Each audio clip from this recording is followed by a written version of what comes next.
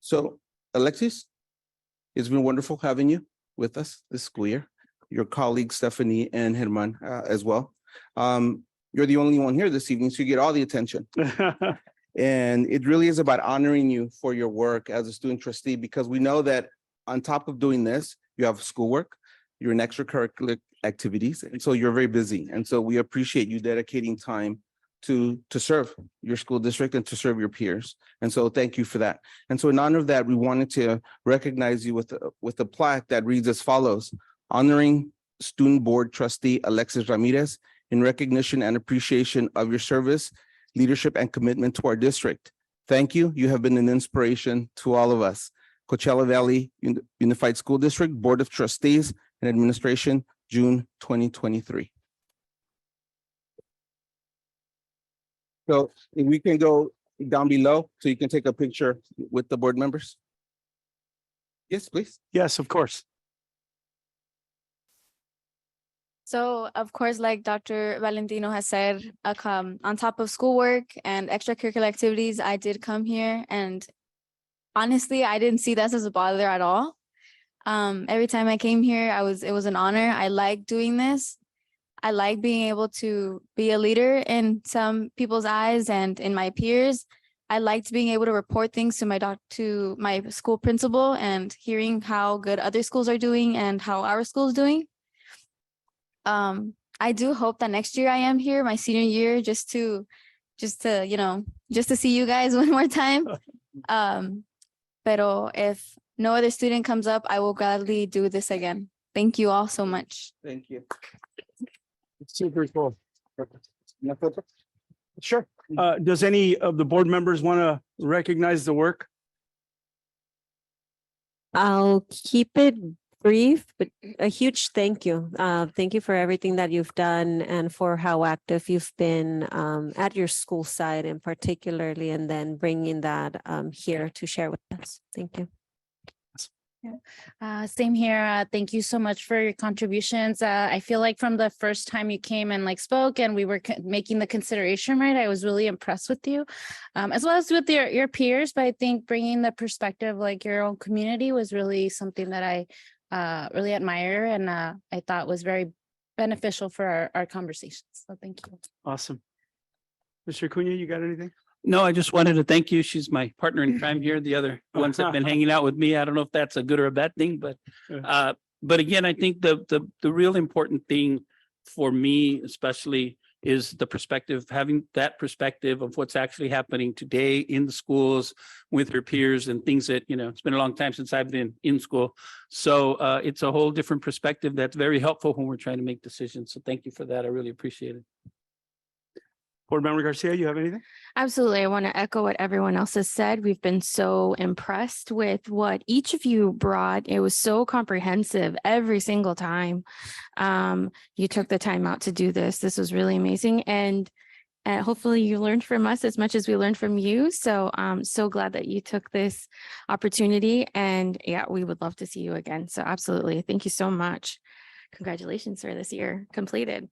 Alexa, congratulations. You did great work. And I think it is special to hear the opinion of what our students are experiencing. You guys are in school.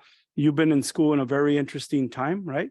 And there's been a lot going on early in your high school with COVID happening and all that stuff, and really trying to get used to going to school and interacting with other students. I think, as much as we take that for granted, I think we've seen the results of certain strange behavior when kids came back to school.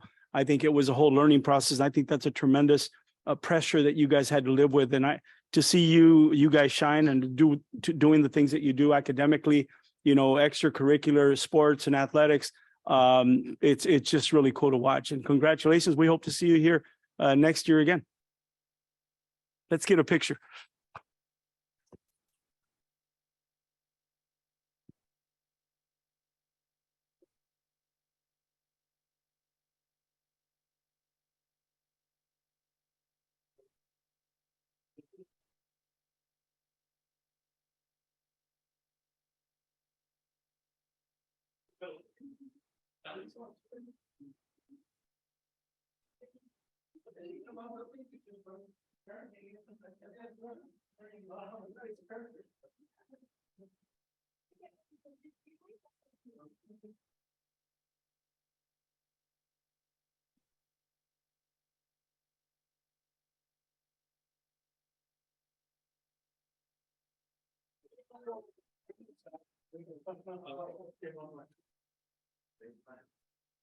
I know it doesn't need to feel like.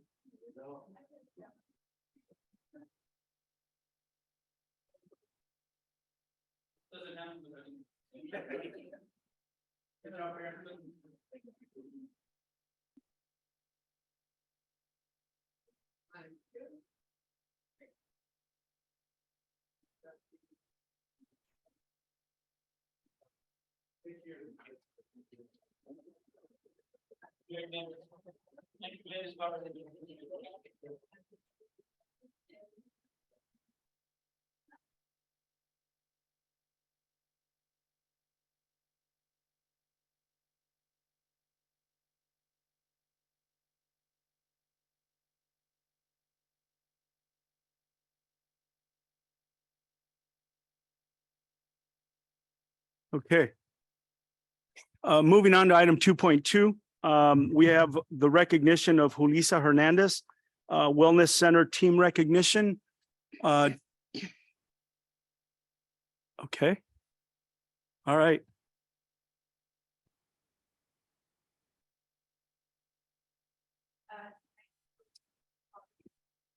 Acknowledge our wellness team that have completed our first year of implementation of wellness centers at our secondary site.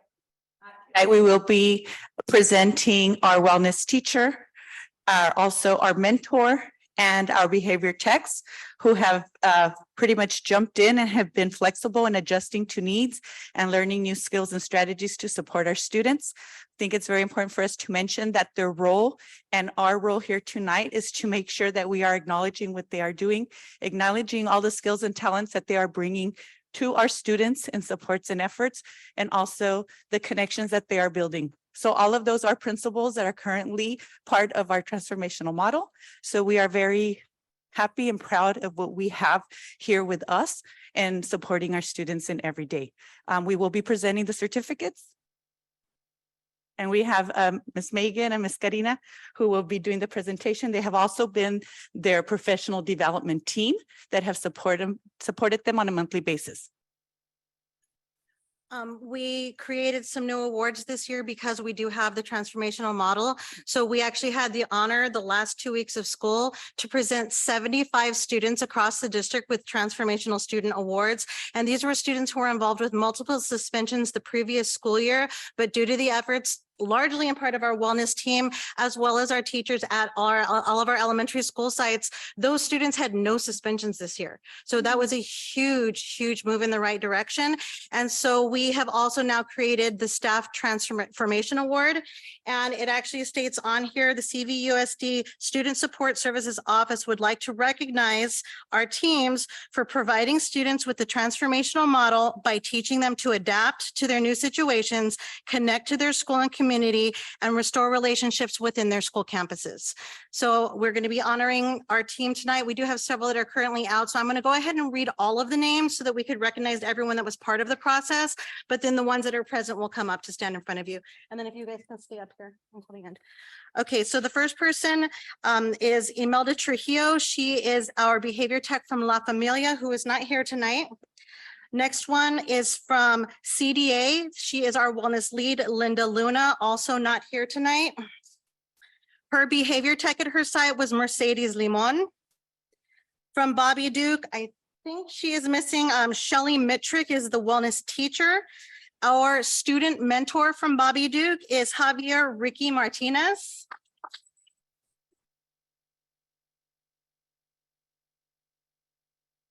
And for those of you that don't know, our mentors are men who have been selected to work one-on-one with our particularly our boys, but with students on building relationships and setting examples of what it means to be a gentleman.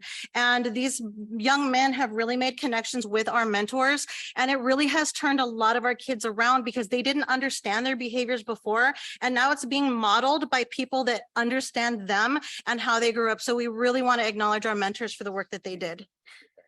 Also from Bobby Duke, not here tonight would be Yesenia Morales, our behavior tech. From Toro Canyon, our lead teacher, Steve Coffey.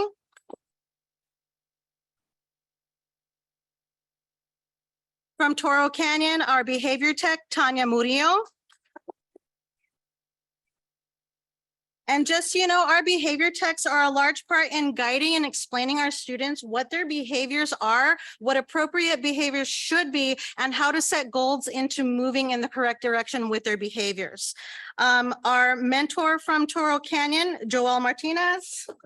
Well, Gonzalez. Not with us today, because he actually works with the National Forestry Service, is our mentor, one of our mentors from CV High School, Ramon Leja. Our behavior tech from CV is currently missing, Ernesto Razo. Our wellness lead from Desert Mirage High School, Janelle McDaniel.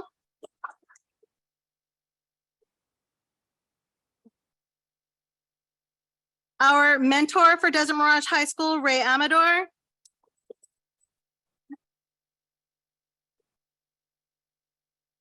Our behavior tech from Desert Mirage is not currently with us, Megan Farley. We're missing our teacher from West Shores, Kyle Endress. And his behavior tech is also out, Jessica Larios.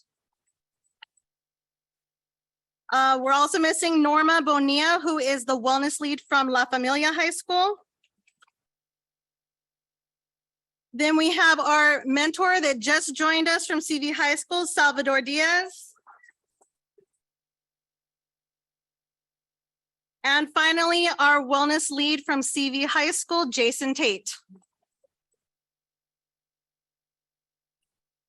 So again, we would like to acknowledge all of your efforts this year, all of the hard work, the sweat, the tears that you've put in with our students, building those relationships, making those connections, and modeling the expectations of what a student is, a well-rounded student. So again, we want to recognize you for all of your hard work and thank you for your efforts this year.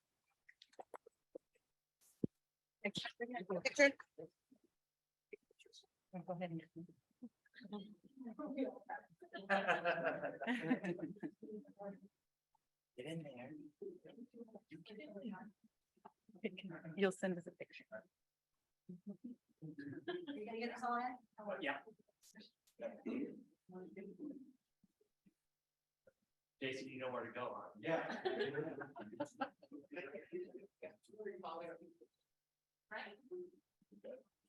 One, two, three. Smiling. Awesome. Awesome. Yeah, thank you guys.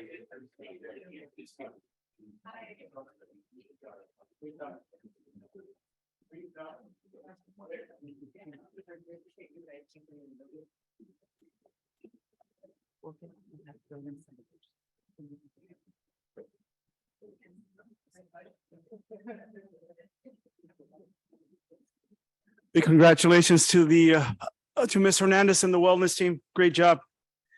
Moving on to item 3. Yeah. Jesus Christ.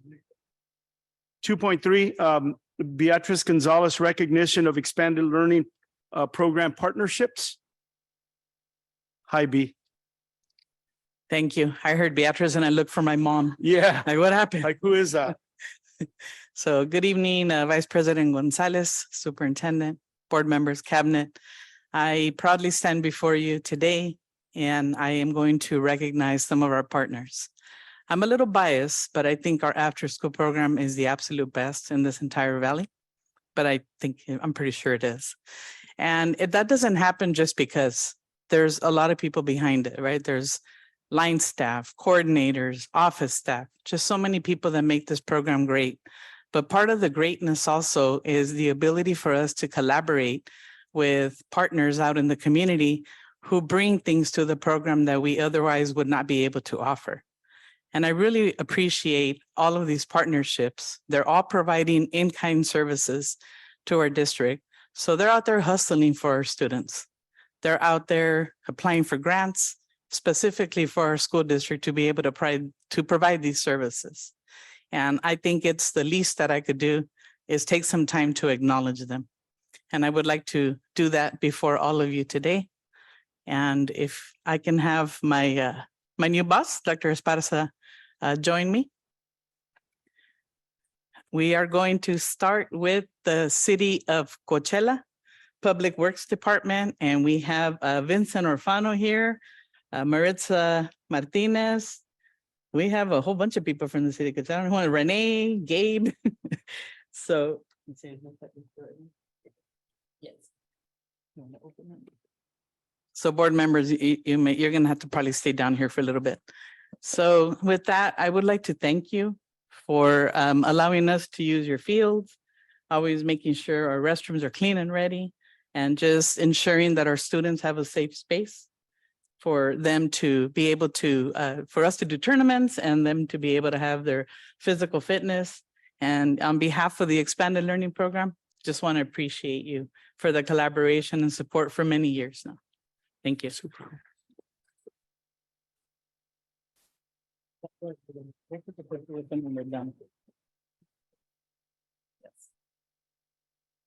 I'm sorry. Yeah. So next up, we also have with us Coachella Valley Mosquito and Vector Control District. So they were coming into our Beatrice, schools. Yes. Does the city want to say anything on behalf of? Oh, I would receiving be the award? happy to. I didn't know how fast you wanted me to do this. If they got. If you're something not to in a say, I'd love hurry, to hear great, from let's them. do it. Yeah, no, Oh, please, please, yeah. yeah. Hi, Thank you, Maritza. board members. Thank you, Vice President. I wanted to equally thank the school district for their collaboration for the many years that I've been able to work collaboratively with your team, with yourselves. We deliver services to the same community, and without that collaboration, those services would be not as high of a notch of delivery that we are able to do. With the collaboration with Ms. Gonzalez and her entire ACES team. We deliver the annual Christmas parade. Without that collaboration, that event doesn't come together. We also collaborate with Mr. Bravanel annually for several events. The 4th of July event is forthcoming, and he connects us with your students for the delivery of that event. Public Health Academy is a key factor in the delivery of our annual Christmas parade, as is the Health Academy. So we get to work hand in hand with so many components of the district, and we want to also provide our gratitude to continue that collaboration as we move forward. So thank you so much for the appreciation, and know that we also really appreciate the relationship. Thank you. Thank you so much. Going to do a picture, but. Thank you, City of Coachella. And thank you, Vice President Gonzalez, for allowing that opportunity. So next up, we have Coachella Valley Mosquito and Vector Control District. And they actually have been working with us for about 2 years now. They come into our schools and they're teaching students safety mainly. As we all know, we grew up with mosquitoes. I know you and I had a long conversation about growing out in the east end of the valley and mosquitoes. And they have just provided some amazing opportunities. The students have just loved all the activities, a lot of hands-on and a lot of science involved. So with that, thank you so much for the collaboration. And here's a small token of our appreciation. And Fernando, if you want to say a few words. Ms. Gonzalez, this is really an honor to be here representing what I do. Thank you for this trust for our program to go inside your campus, your classroom, and making that connection between water, mosquitoes. There's a few mosquitoes in this area that can affect our families in a negative way. So this is the way, they need to know this is behavior, and thank you for your support. This goes to my team, Luz Moncada, my supervisor, and my district. And this is also for the Coachella Valley. Thank you. Thank you. Next up, we also have with us Oscar Ortiz, who's representing Friends of the Desert Mountains. This is an amazing collaboration. They also come in and teach our students about insects, animals, habitats, and they provide all the materials again, and they even take our students on hikes. So it is just an amazing opportunity. As you know, I don't even know all the hiking trails here. One, because I'm old and I can't hike anymore, but it's a great opportunity for our students to be able to go on the hiking trails and be able to see some of the animals that they talk about. And with that, Oscar, here's a small token of our appreciation for Friends of the Desert Mountains. Thank you so much.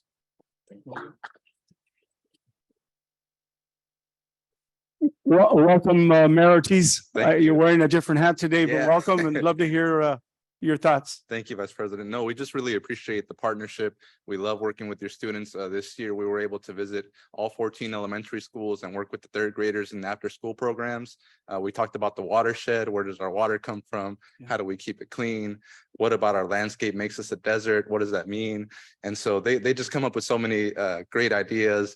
And also, we're able to take them out on hikes and teach them how to do responsible hiking and taking care of our environment while also enjoying our environment. So we just have we're blessed to have this job that we get to talk to our kids about the environment and take them out hiking. So I'm just really happy to be with Friends of the Desert Mountains and happy to be a partner with your school district. So we appreciate it. Thank you. Thank you so much. Thank you.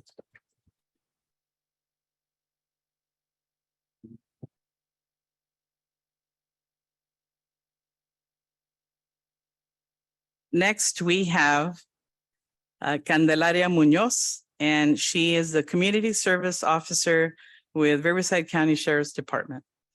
And what Candelaria did for us this year is the city of Coachella collaborated with the Sheriff's Department and they received a grant. And with that grant, she was doing tobacco and vaping information assemblies for all of our students. And it was very well received. A lot of students really did not know a lot of the dangers. So I really want to appreciate all of her time because she really went out of her way. I know I got positive feedback from all the sites that she engaged very well with our students and everything was very informational. And I want to give her a special shout out because she's here today and it's her birthday. Oh, God. And Happy when birthday. I called her, Happy birthday. when I called her to invite her, she's like, it's my birthday, right? And I said, really? And I said, but can you still come? She said, oh, I wouldn't miss it. So I think we owe her at least a happy birthday song. What do you guys think? Yeah? Oh, absolutely. Should we embarrass her?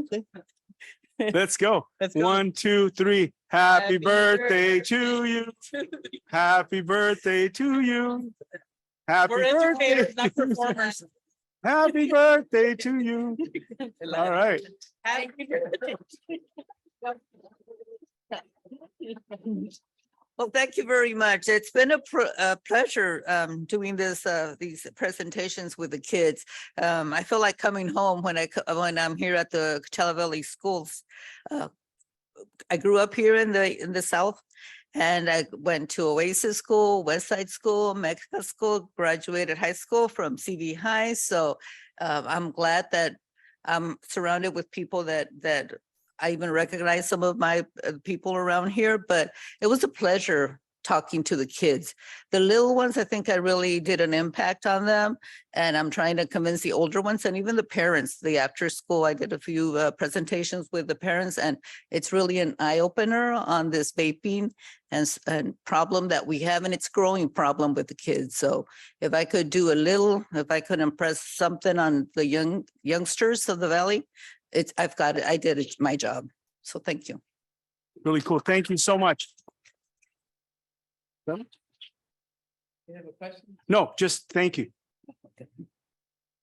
And happy birthday again. Yeah. Real quick before you come down for pictures. My boss asked, and she has a good point, that we didn't read these. So for yours, it says in recognition for your support of our students and program by providing tobacco vaping awareness assemblies. Your generosity and dedication have been instrumental in making a difference in the lives and wellness of our youth. Oh, thank you. Nice. Let me see yours. I don't remember what it all says. So for the Friends of the Desert Mountains, in recognition for your continued support and providing our students with knowledge and exposure of desert species and habitats. Your generosity and dedication have been instrumental in making a difference in the lives and wellness of our youth. Thank you, thank you. For the vector control, in recognition for your continued support in providing life-saving information to the students in our program. Your generosity and dedication have been instrumental in making a difference in the lives and wellness of our youth. In recognition for your continued support of our students and program, your generosity and dedication have been instrumental in making a difference in the lives and wellness of our youth. Thank you. Beatrice, before we take pictures, I just want to make a comment. I want to thank you for the work that you do. I think when you announced that you believe our after-school program is one of the best in the desert, I also believe it is, right? And I think the work that's being done in recognizing these partnerships with community organizations that are relevant, that are in tune with what's going on, and the fact that they're committed to giving a little bit to our children really makes the difference. And I think this is a clear indicator. I know there was a couple other people that we'll recognize later, but I think these relationships are a clear indicator of the effectiveness of your work. And I just want to thank you for that. And I think maybe some of the members of the board want to also make comments. So as you.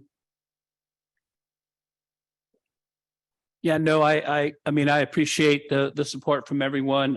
You know, everyone plays a small role. We always talk about that. Everybody has a role in helping our kids, from the parents, our community partners, everybody all the way through. And you know, thank you guys, because again, as I mentioned earlier, without the parents, we don't get a good trustee, but without our community partners, our program isn't the best, not only in the Valley, but I think in the Inland Empire and possibly the state. I like to brag a little more, but that's what makes our programs different and better than other districts, is that we don't only do the, you know, A, B's and C's, you know, we do all the other stuff, all the informational, all the trips and the things that our kids aren't exposed to all the time. And we certainly appreciate each and every one of you for partnering with us. Thank you very much. Ms. Garcia, do you have anything? Wonderful. Jocelyn? I mean, I just want to express my appreciation. I completely agree. I feel like the partnerships that we have are really essential to, you know, making our students experience a positive one. And I think it goes beyond just being in the classroom, but also in our communities. And so I just express my gratitude to each and every one of you. Thank you. Ms. Paz? Sure. I think coming from a student, you know, here at West Shores, I've gone to ACES. I went to Seaview ACES. You know, it was always one of those things I looked forward to after school. So the fact that, you know, you guys are the reason that I would have all those trips, any new things I learned about, like the bugs, you know, I didn't know that when I first came here, but learning more about that, I think that was something really interesting that I had growing up. Being out at West Shores, you know, the field trips, they were always really fun, something to get out of the Valley. So I always appreciated that from ACES. And now that I get to work in ACES, I think it's just 10 times more better. I think ACES will always be something really important for me. Even when I graduate, I'll always remember ACES. So thank you to you and our coordinators, of course, at every school. And thank you guys as well, our community, and for doing everything you guys do. Keep going. Keep doing that. Thank you. Alexa, thank you so much. Silvia? Yeah. Well, I want to echo everything. I won't repeat it. Thank you, B, for your leadership, and thank you for all the partners. And what a beautiful thing to recognize them for their contributions. I think whenever we do this or others do it, it's a reminder. It's like we need to stop and say thank you and show gratitude and celebrate all the good things that we have. So I really appreciate you for doing this, B. Thank you. Thank you, everyone. And please know that ACES loves you just as well. And anytime you want to come back and work with us. But I hope when you come back, I hope it's in a different capacity and you're leading a program. That would be my hopes. Because, you know, we like to grow our own. But thank you very much. And again, I want to appreciate the time that you have allowed for us to have these recognitions. There were 2 other partners. As you know, because of the results of the game last night, just wasn't a good time. So we will be recognizing some more organizations in the future that have also contributed greatly to the success of the program. I do want to say thank you, but I also want to say thank you on behalf of all of us. Because I can think I'm as great as I want to be, but you aren't anything if you're looking to the side and no one is walking with you, right? So I always want to appreciate and thank the team because they really are what makes this happen. Beatrice, thank you. Let's get a picture. Yes. Oh,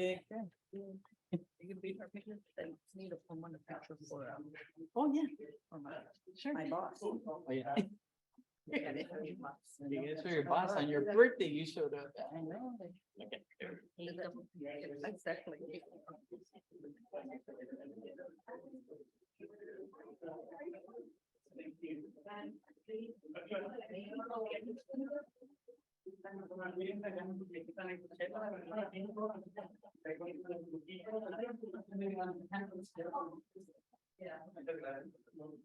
Dr. Esparza.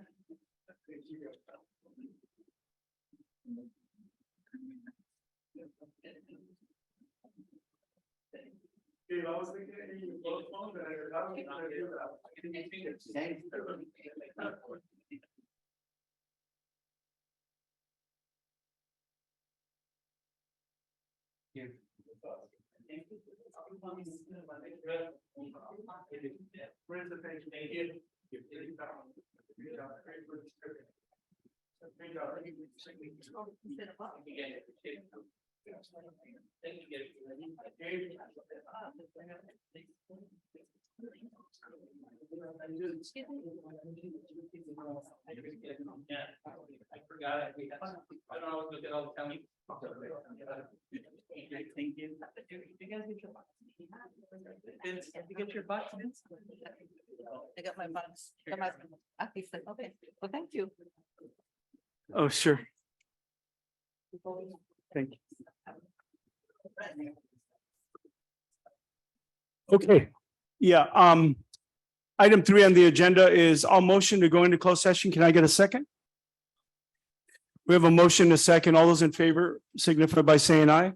Aye. Aye, we stand in closed session for 8 to 7.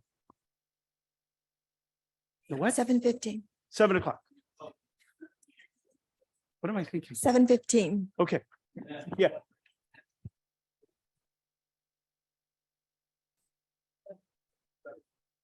I'm gonna have to get. Okay, thank you.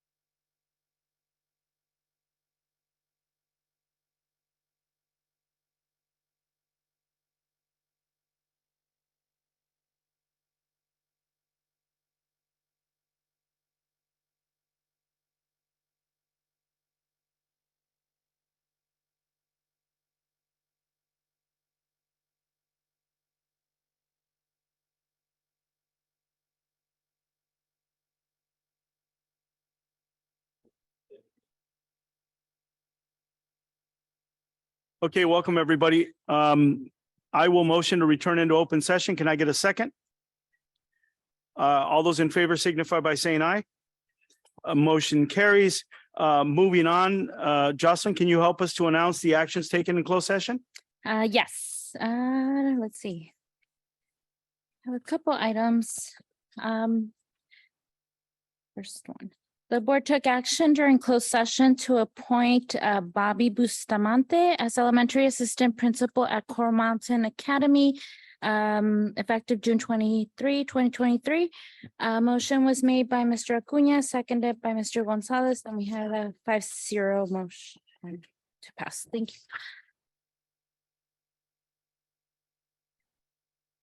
you. The board took action during closed session to appoint Julio Zuniga as elementary assistant principal at Saul Martinez effective June 23, 2023. Motion was made by Mr. Acuna, seconded by myself, Ms. Vargas, and the motion passed.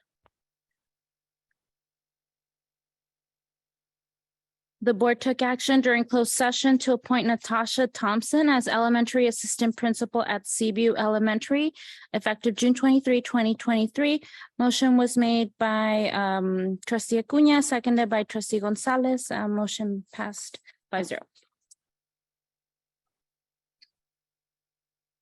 The board took action during closed session to appoint Rebecca Fishman as elementary assistant principal at Mountain Vista, effective June 23, 2023. Motion was made by Mr. Acuna, seconded by Mr. Gonzalez. Motion passed 5-0.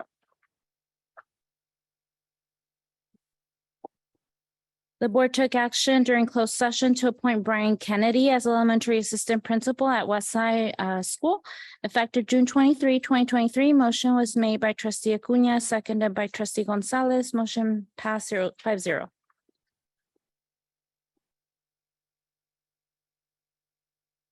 The board took action during closed session to appoint Andrea Pasolini as Public Information Officer effective June 23, 2023 on this 22nd day of June, 2023. Motion was made by Mr. Acuna, seconded by trustee Gonzalez. Motion was carried 5-0. The last item, the board voted during closed session to terminate employee ID 2023-12-479 from employment with the Coachella Valley Unified School District as a paraeducator on this 22nd day of June, 2023. Motion was made by trustee Acuna, seconded by trustee Gonzalez. Motion carried 5-0. That's it. Thank you, Ms. Vargas. I am going to motion on 4.3. I am going to motion to approve the agenda submitted. We are going to move an item 15.24 from the consent calendar, and I'm going to move it down to an action item under 12.16. Can I get a second? I got a motion and a second. All those in favor signify by saying aye. Aye. Aye. The agenda stands approved. Board notifications, it looks like we have some here. I'm going to read them as I got them. First up on the question of the LCAP, we have Brandon Aloha. He is with Alianza Coachella Valley.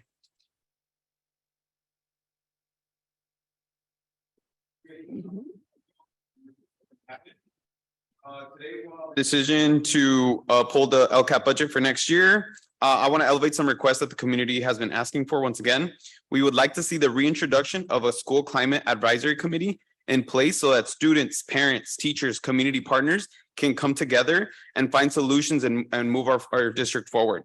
This can be the first step for our community to see actual change, and not just at a school level, but at a district level. Secondly, we want to see the plans for a school site implementation of restorative justice. Putting a plan into place can set the precedent for future success on all students and in all district accounts. We need to identify individual school needs, create a plan and implementation to create buy-in at all levels. So that means having students, teachers, parents, faculty, every type of community member at this type of committee in order to create a plan that everybody's held accountable and everybody can see success because they have that buy-in already in it. Thank you. Thank you, sir. Lee Ortega. Also on the LCAP. Good evening. My name is Lex Ortega, and I'm with the LGBTQ Community Center of the Desert here in Coachella. Thank you to CVSD for your continued investment in student supports.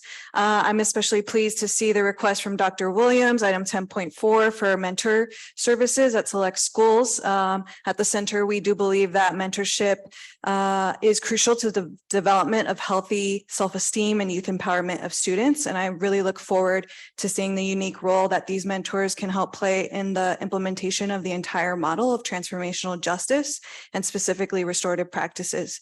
We saw similar success with mentors this school year in Palm Springs Unified that targeted LGBTQ+ and allied students at middle and high school students. Continuing with this lens of LGBTQ students, and because it happens to be National Pride Month, I'd like to once again continue to request that staff and leadership invest in student supports of all student populations in this district, including LGBTQ+ students. School climate and student connectedness to their campus plays a tremendous role for LGBTQ plus and other students in their mental wellness and ultimately in their academic performance. We personally have seen increasing numbers of public school students who leave the public school system and opt for homeschooling because of a perceived lack of support for LGBTQ identity and other issues related to belonging.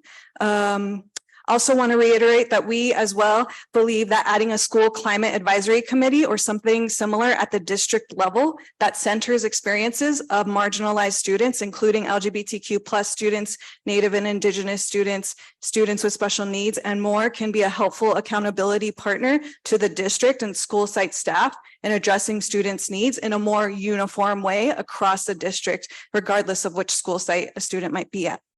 Finally, I just want to add that community members, former alumni of CVUSD, current students, and organizational partners are working now to plan the Eastern Coachella Valley's 7th annual Pride Festival in the city of Coachella in the month of October 2023, because we all know it's way too hot right now. So we hope to uplift youth and family voices for this special day and invite all community to attend once we finalize our permits with the city for this day. Thank you so much. Thank you, Lex. Lupita Molina.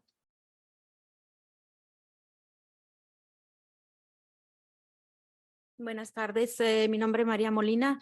Quisiera que, basado a la violencia que se ha suscitado en las escuelas, que se implementara la justicia restaurativa. Muchas gracias. Gracias, Lupita. Laura Riofrío.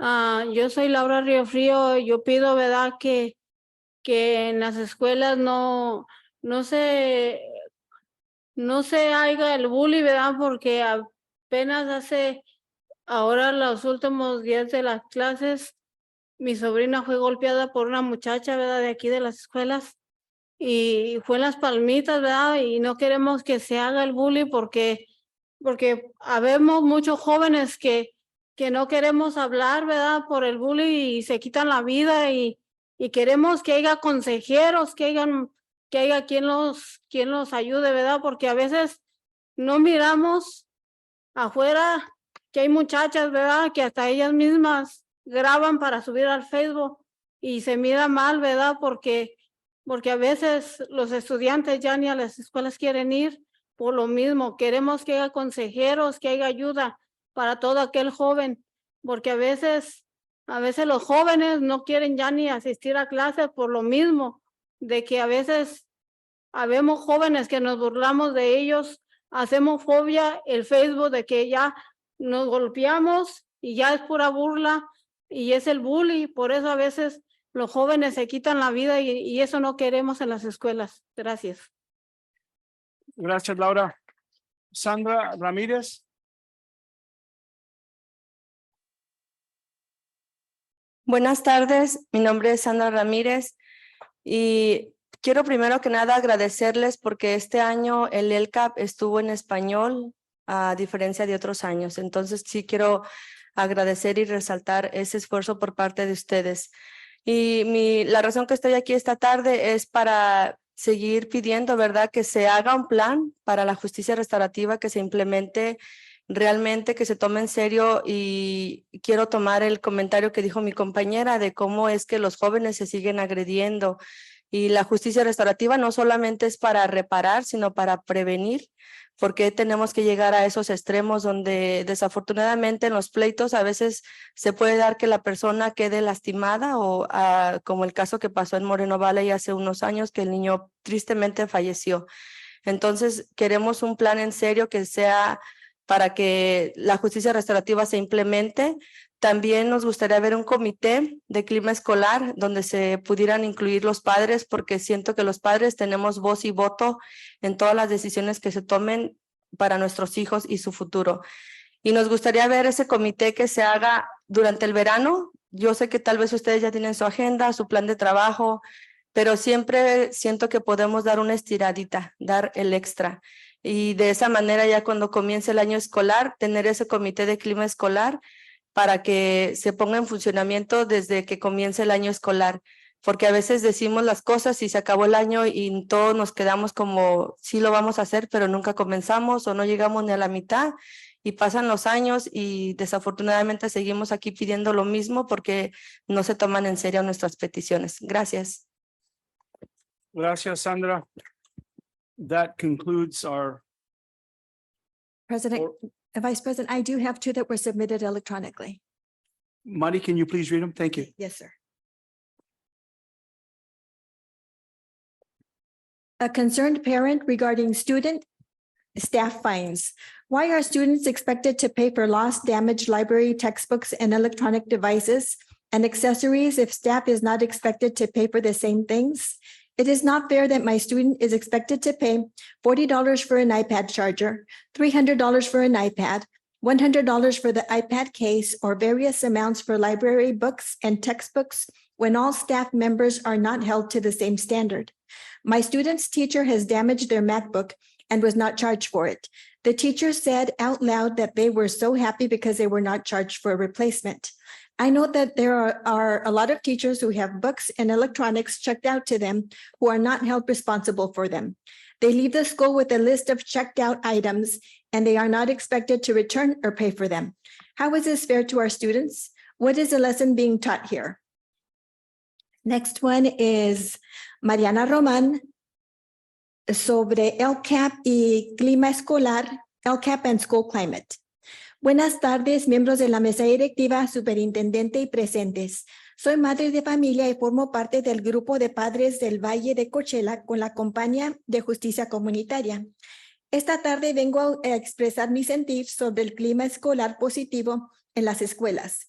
El tener un clima escolar positivo y de calidad es esencial en el día a día de nuestros hijos. El construir buena relación y comunicación con los maestros y compañeros de clase ayuda a obtener los logros deseados para cada estudiante. Nuestros hijos pasan la mayoría del tiempo en las escuelas. Todos los estudiantes necesitan de un espacio donde ellos puedan ser escuchados y ayudar a sus necesidades. El construir la comunicación y una buena relación conlleva a ser un estudiante de éxito y un buen ciudadano en la sociedad. Miembros de la mesa directiva, esta tarde sugiero se brinde el apoyo a la justicia restaurativa al 100% a nuestros hijos y a esos espacios que se han abierto, que sean reforzados para ayudar a los estudiantes y que nosotros los padres se nos dé la oportunidad a formar parte del comité de asesores del clima escolar positivo. Reforcemos y apoyemos esta iniciativa que fue adoptada por la mesa directiva en el distrito de Coachella en el 2018. Translation in English. Good afternoon, board members, superintendent, and attendees. I am a parent and a member of the Coachella Valley Parents Group with the Community Justice Campaign. This afternoon, I am here to express my feelings about positive school climate in our schools. Having a positive and quality school climate is essential in the day-to-day life of our children. Building good relationships and communication with teachers and classmates helps students obtain the desired achievements. Our children spend most of their time in schools. All students need a space where they can be heard and helped with their needs. Building communication and good relationships with our children leads to being a successful student and a good citizen in society. Board members, this afternoon, I suggest that restorative justice be given 100% support for our children and that those spaces that have been opened for them be strengthened to help students and that parents be given the opportunity to be part of the Positive School Climate Advisory Committee. Let's strengthen and support this initiative that was adopted by CVUSD board in 2018. That was the last one. That was all. thank you, Mari. Moving on. I'm sorry. Thank you, Mari. Moving on. Do we have any additional written communications under item 6.1? No, none were submitted. Thank you. Item 6.2 is board member reports. Ms. Garcia.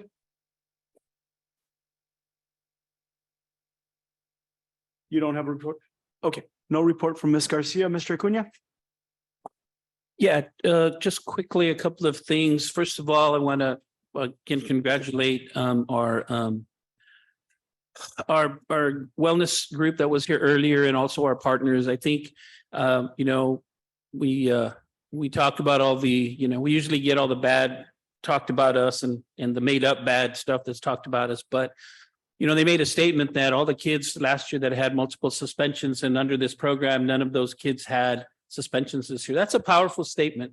I mean, people will make, yeah, whatever, it's all touchy feely. Yep, that's a powerful statement that you were able to turn around some of these kids. And I think those are the things that we really need to focus more on getting that word out there and getting those things known. You know, I know, Patrick, you're not going to be with us much longer. We just got a new person, but still, those are the type of things that we need to find a way to make more people aware of that. And also our community partners. It's powerful, the people that are working with us on those programs.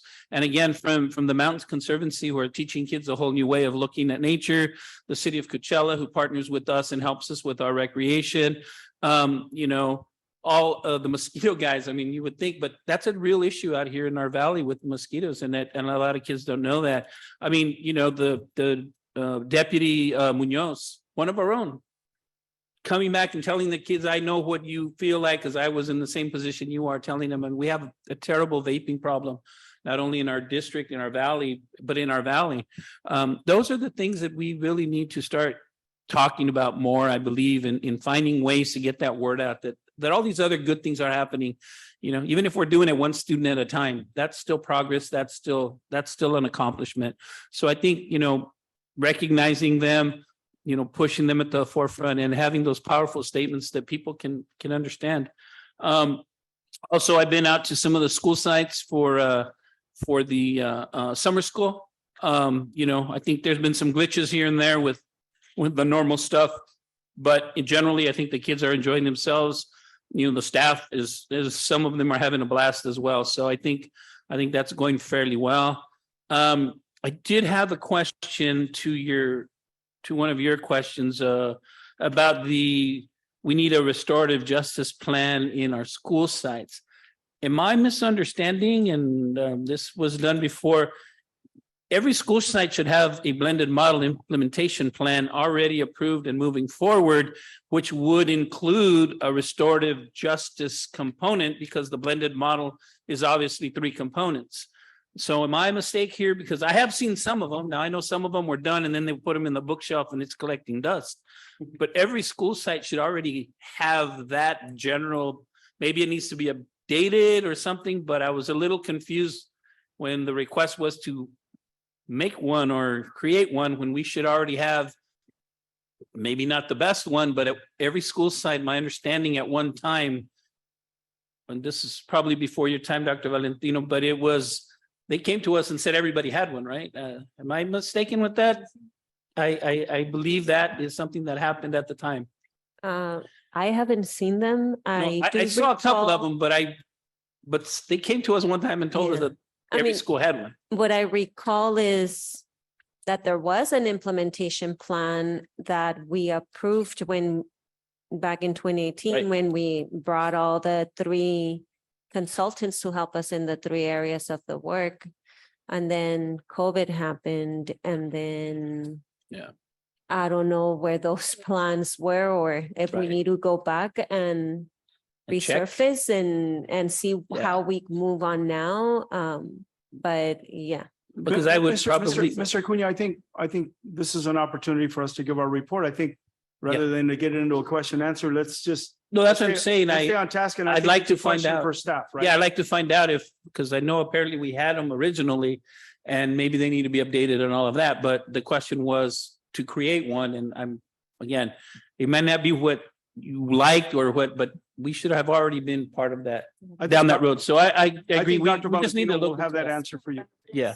And then just finally, you know, just want to thank all our parents and everybody who has really been supporting us over the years, and the kids and our staff. I mean, this is a rough year, but you know, like I said, summer school seems to going well with the exception of some glitches. And again, you know, I just want to, you know, we don't always agree, but you know, the group that's always here advocating for their kids and always advocating for the restorative justice portion of our blended model. You know, I want to thank you. You guys don't give up, and that's something to be appreciated. Again, we don't always agree on everything, But I just want to recognize you guys for even when you make your statements and some people laugh because happened in the past, you know, when they don't all appreciate or believe in the restorative practices, the restorative justice programs. You guys are undeterred. And I do want to thank you guys for that, because you don't miss an opportunity to advocate for your kids in your position. So I just wanted to thank you guys on behalf of myself anyway, for that. So thank you guys. That's it. Thank you, Mr. Acuna. Jocelyn? Sorry, wasn't prepared. I guess keeping it brief, I got to join, was it our last graduation ceremony? The adult school. It was really great. I think it was the first time I had joined, and you know, I think Joey had mentioned how great it was. And so it was really great and amazing. And I think it really, out of all the graduations, it's first time that it's the only one that kind of made me really want to cry. Wow. Obviously every one of them is just as, you know, impactful to see our students, you know, walking across the stage. But I think this one, it was just a lot more meaningful, I guess, this time around. In terms of RJ and, you know, the public comments, I mean, I don't know that I've seen a physical book per se kind of outlining our RJ or blended model. I think in, you know, the time that I've been here, it's a short amount of time, but having done the work from the community side, you know, I think it's, from what my understanding is, like the vision is really district wide, right? So I don't see how the district would have maybe just decided to do, you know, one blended model here and not somewhere else, right? So I'd be curious to know, yeah, what that looks like for a district.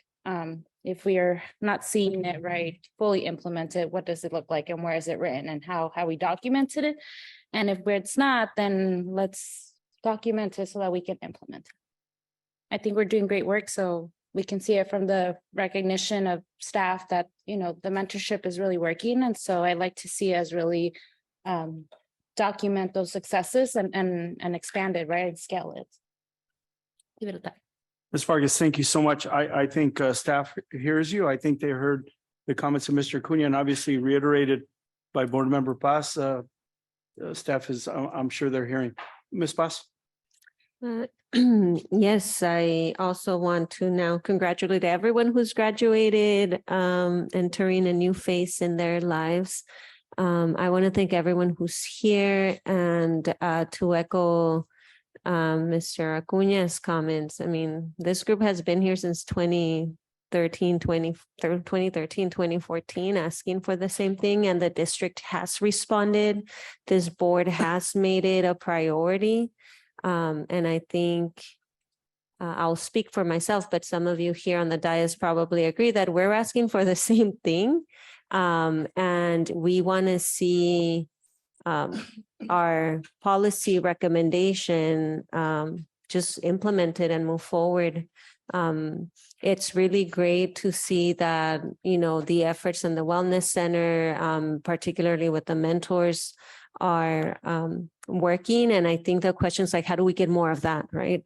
Because as great as the impact is, we're at the very beginning. So how do we invest more? I know that there is, if nothing has changed on the LCAP, there's the proposal to have the counselor at the district level oversee it. And the mentors are there hopefully to partner with, but absent those mentors or absent a position on the ground, we're going to have a counselor that is going to have very limited resources or opportunities to have the impact across the whole district. So I would like to see that we reinforce what's happening on the ground so that we get to full implementation of the blended model. The question around the safety committee, we have one. I think the committee that is the most opened and known to community members, and everyone attends if they want to, is the facilities committee. I think we need to achieve that maybe with the maybe all of our committees, but particularly what I'm hearing is with the safety committee, so that it is a broader conversation that's happening, that's more inclusive of other parties. And I know we started it via Zoom. It's a little bit different, but I just think of, again, facilities, and facilities has been meeting for so long, and the meetings are always published and people know how to join or attend the facilities committee. So I think that's a good model for our other committees. And that is it. Thank you. Thank you, Ms. Paz. I just want to welcome everybody here. I don't have a report this evening. I will pass it on to our superintendent. Thank you, Mr. Gonzalez. So I wanted to quickly share a couple of things. One is I wanted to formally introduce our assistant superintendent, our new assistant superintendent for educational services, Dr. Francis Esparza. So welcome. Thank you. Thank you, everyone. My name is Dr. Francis Esparza. I've been in education for almost 30 years. I'm really happy to hear that the parents are coming up.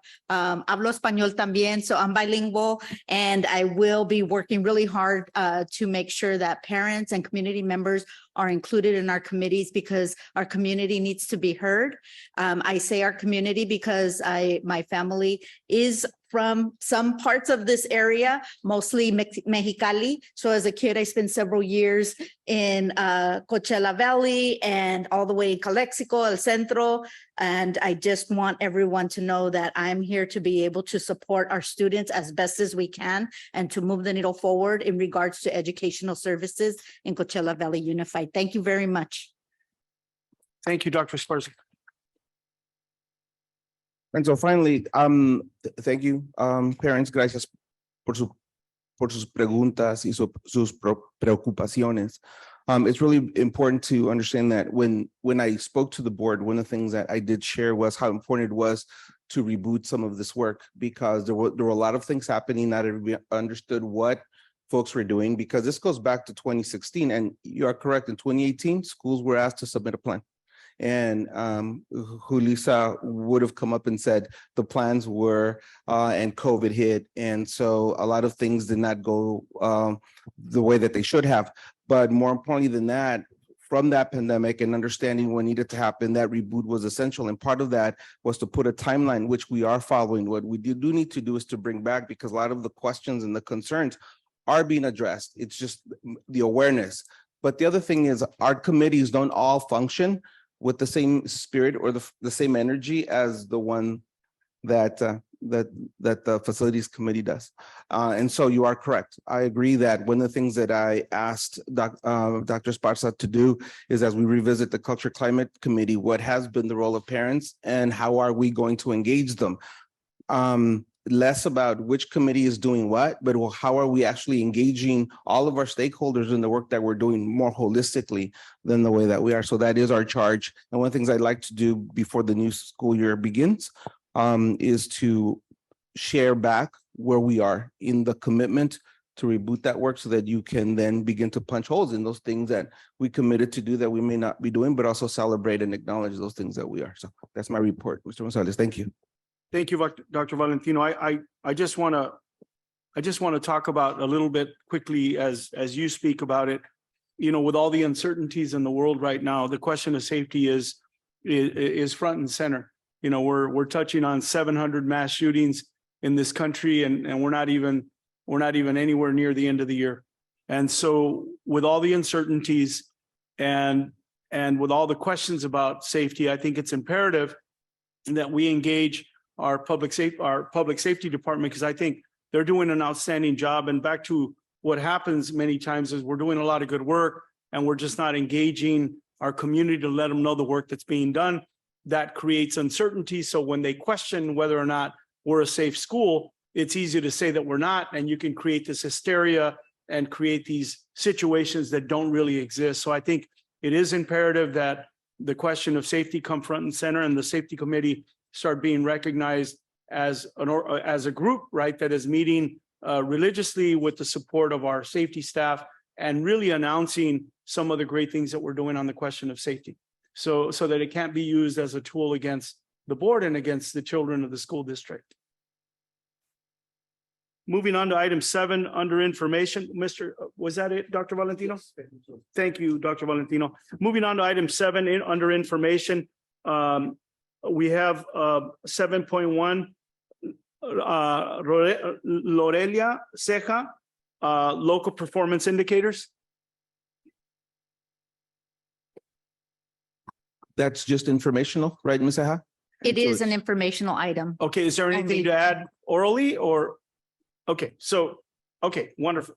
Okay, moving on to item 8. Under item 8, 8.1, Special Education Department update. That's a presentation. Hi. Thank you, sir. Good evening. I just have a brief special ed presentation. Mr. Gonzalez, Vice President, Dr. Valentino, board members, cabinet, thank you for having me. We've done a lot of good work. It's been a year since I've been here. I can't believe it already. So I wanted to share just some of the good work that we've done over the past year. And we can start with some demographics. We finished the year 22-23 with 2,156 students eligible for IEPs.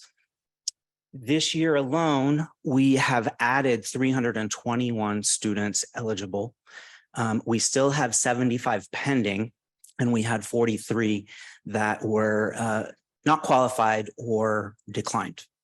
If we look at previous school years from 2018 and 19, it just shows you the eligibility. And we can see that over the COVID years, it decreased, but in 21, 22, it started to increase. So what we're realizing in special ed is that while the district, and not just our district, other districts are experiencing this too, is that as an overall district experiencing declining enrollment, special education is continuing to increase. And when we look at our primary eligibility, in our district, specific learning disability is our primary eligibility. Our second largest is speech and language impairment. The two numbers there, the 454, that indicates students with a speech only. And then we have another 726 who have a primary disability other than speech, but also receive speech services. And then autism is our third. If we go on to continuum of services, we are a full service district, full service special ed department. When we look at the least restrictive environment, we offer the full continuum of services, starting from general education with supports to RSP push in and pull out support, special day class, mild, moderate, severe, special day class autism. We offer adult transition in partnership with RCOE, and we offer home and hospital. And then we also offer the continuum of related services there. Our biggest population under the related services would typically be speech and language, occupational therapy. We have some orthopedic. We do offer health services and ERMs. The other services are less prevalent, but we have to keep in mind that students must meet eligibility criteria to receive any of the services that are on that list. And we're a large department. We have a team of 3 administrators, myself, and then 2 coordinators. We support 21 school sites, 119 certificated teachers, and 265 paraprofessionals. And I won't go through the list, but the support staff that we have that work under special education, our largest populations are the school psychologists, speech pathologists, and then we have our behavior intervention paraprofessionals, 6 nurses. You'll see that some of the positions there are listed as contracts. We are still experiencing a shortage of staff, so we are having to contract out for those particular services. When I started a year ago, we only had 9 school psychologists, and we had another 6 on contract. And throughout that year, I was able to convert those contracts to actual staff. And my goal moving forward is to really continue to work and try and convert those contract to staff, because I would really like to have those people be on our team rather than contracted services. And then we look at our department priorities for the last year. When we look at the area of compliance for 22-23, I really focused on IEP scheduling. When we started the year, we were 170 late IEPs, which is not a good number. We implemented IEP scheduling and substitutes to help make scheduling and holding those meetings easier. We did run into some challenges with substitutes, and a lot of those meetings had to be rescheduled. But even with those challenges, we were able to decrease our late IEPs this year, ending the school year by 36% from the same time last year. And I really have to give kudos to our teachers and our administrators and our school psychologists who really helped make that happen. And even though it's summer, we are still running IEP meetings. And I looked at the numbers today. We've completed another 18 meetings, so we've now decreased our late IEPs by 45%, due to the or compared to the same time last year. This year, we've done pretty well with complaints. I don't want to jinx myself. For the entire school year, we've only had 2 CDE complaints. We haven't had any due process filings by parents. We haven't had any Office of Civil Rights complaints filed, and we did have 1 due process complaint filed by the district. We are working with a compliance and improvement monitoring team because of our status of intensive improvement with CDE.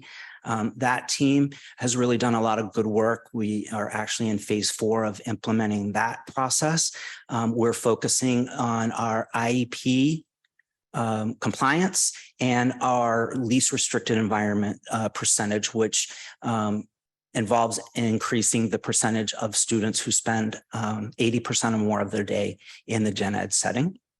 Improving transition process.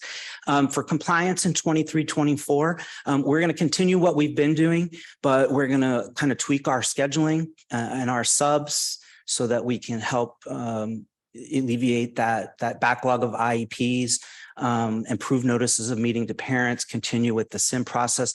And we're really going to be looking at student attendance this year. Our special education students have 40% or consider 40% chronically absent. So we're going to look at that and come up with a plan to improve that.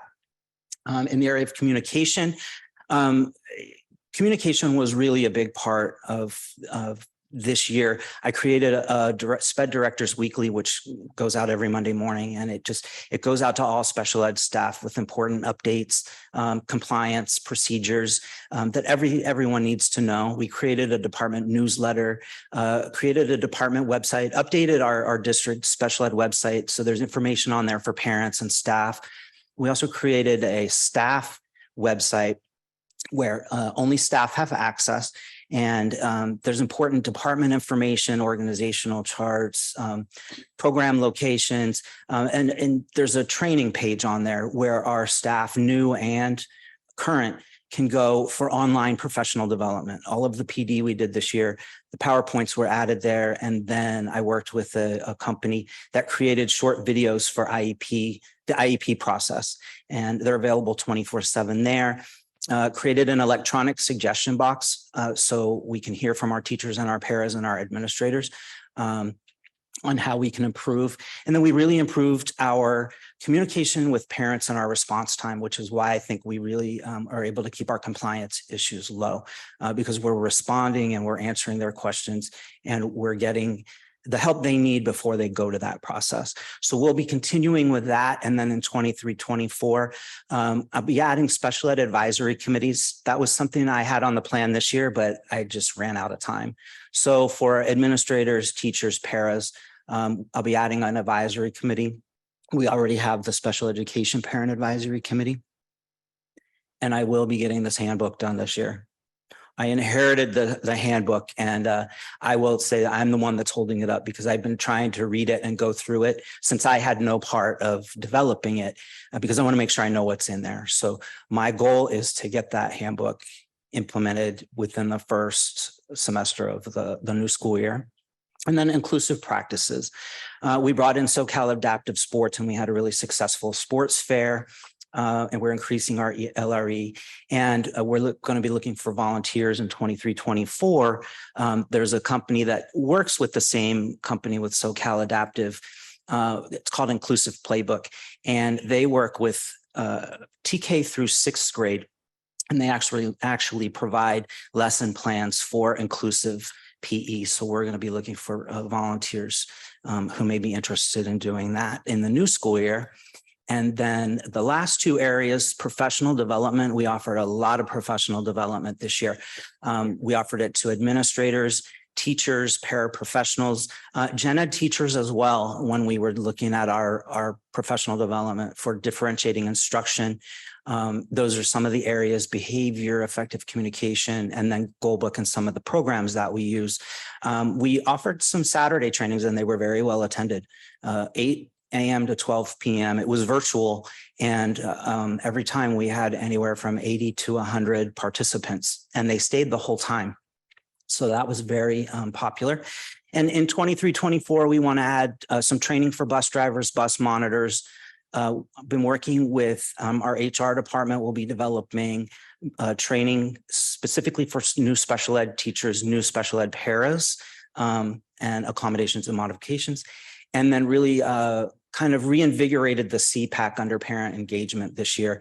The CPAC, we met as a committee 4 times a year for planning, but we offered parents training every month with a different theme throughout the year that are listed there. And we'll continue that work as well. And our CPAC meetings, I really talked about taking those back in person, but our attendance online was much better. And 6:30 to 8 o'clock on a Tuesday night, we know is hard for everybody. And when it's on Zoom, parents don't have to worry about babysitting and getting kids fed and homework and all of that. So we'll continue to do those on online, but we typically had anywhere from, depending on the topic, we had anywhere from 50 to, one of them on behavior had 104 parents. So we had a really good show out there. We'll be continuing that in 23-24. We're planning with the CPAC offering a fall resource vendor fair, and looking into trying to offer parent and sibling support groups as well. And that's my update on special ed. Do you have any questions? Dr. Nichols, thank you for your hard work.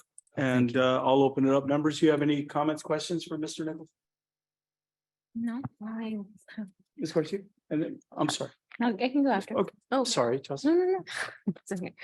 Thank you so much for your presentation. It's great to see that we're moving in the right direction. I did hear you answer a part of my question, the fact that there are still shortages in staffing and your goal to convert contracts to actual people that are here as employees. When they're contracted, though, does that mean that the services are in person or virtual? Contract or virtual, and and typically they're provided virtual with a paraprofessional in person. So the paraprofessional helps guide the work. Specifically with our speech and language pathologists, the companies that we've been working with, they've been telling us that they've even had difficulty getting staff to come in person, that they even think it's a trend that's the way it's going, is going to be virtual. I'm not going to give up on that because I believe in person for our students is the best. So we'll be continuing to look and try and convert those. Okay, excellent, because I do feel like in person it is would be the best. It is definitely form for our students. My second question / comment would be students who are within the general population, but who qualify for services. Are we able to give them classroom support in Spanish right now? They should.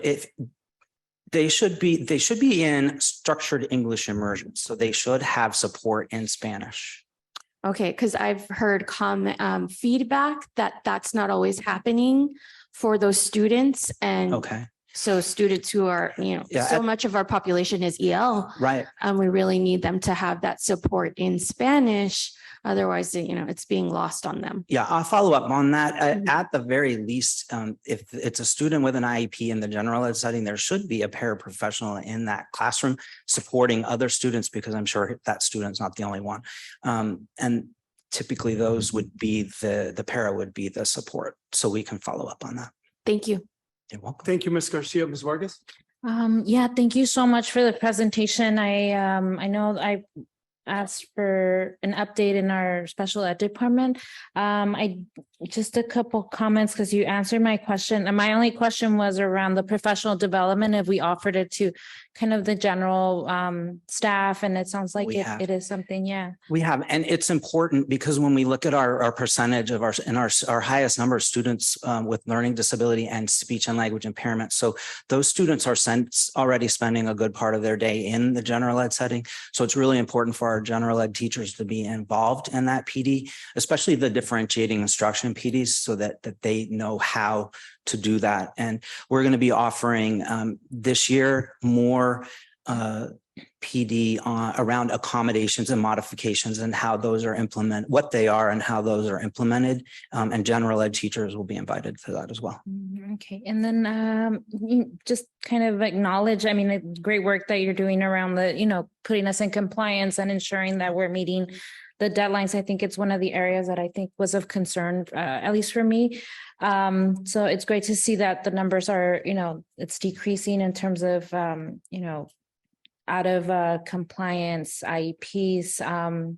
So I just look forward to see what strategies you recommend for addressing the chronic absenteeism, I'd say in the next year. But thank you so much for the presentation here. Thank you, Dr. Nichols. Just a final comment. I think the fact that, these late IEPs basically turn into litigation against the school district, ultimately ends up costing us money. Right. The fact that you're putting your hand around that, that's a big component as it relates to some of the shortfalls in this department. I want to commend the work that you've done. Thank you for the presentation. Thank you for the work that you're doing. Thank you. I'm sorry, Mr. Cunha. I'm way over here. Oh, yeah, I'm sorry. Yeah, more of a comment as well. As I was saying, I do want to thank you since you took in over the department. There's been a board member or Vice President Gonzalez says, it's been, you've been able to see it, but there's been a calmness, but a purposefulness in your direction and your action that your department has been going through that again reflects some of the we're not getting sued as much. The complaints are down, the response time, which that to me is really one of the important things that I've seen your department now do is because usually when we get the calls, it's after they've already tried to contact and nobody's called them back, and then we get the calls.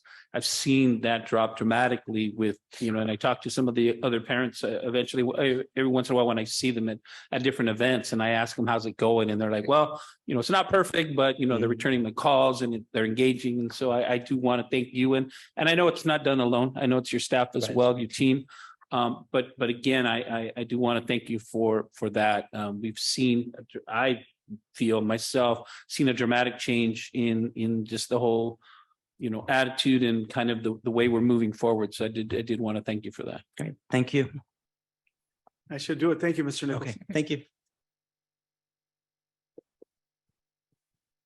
We have one more presentation, Mr. David Beckham. I don't see John Stout, and it's on the question of facilities maintenance and operation.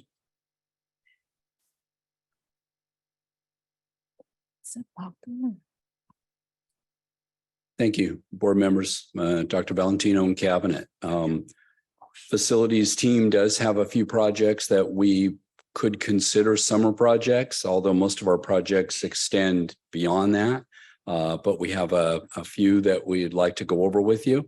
Again, I think the board has seen all these, so I don't have fancy photos to you, but we do have some dates, and I wanted to let you know these are ongoing.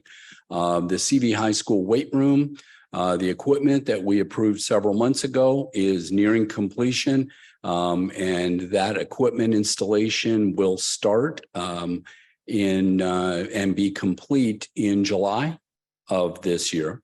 That old equipment will be moved out, new equipment will be set in place. The CV High School weight room window replacement project, which we talked a lot about and we strategized and we tried to do it as part of the weight room project. We had to pull it out separately. That project, we're having a kickoff meeting tomorrow, and that will be complete in August of this year. The LAFA classroom expansion project, this site work that was recently approved by the board, is going to start work. That's going to be parking, fencing, and utility infrastructure. We should have that done by August of this year. Peter Pendleton, very exciting project over there. We have a portable restroom that's being put in place and a new discharge area for that school. Where all new walkways, new gate to discharge out to the parking in the east. That should be done by August as well.